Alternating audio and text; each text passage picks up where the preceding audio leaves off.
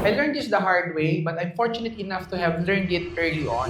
I would say I was able to bridge the generation gap between me and my kids. Everything starts at home. Everything that we've learned started when we were young. Doon tayo ng program.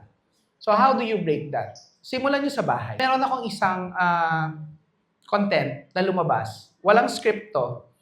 Nilagay ko yung anak ko doon, nag-uusap kami, ang tinanong niya sa akin, at this started it all eh. Sabi niya, So were "Isn't you that-" being a dad, or were you just being my father? Ano difference?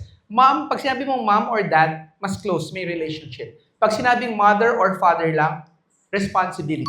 So when it comes to your employees, ano ka sa kanila? Boss ka nila?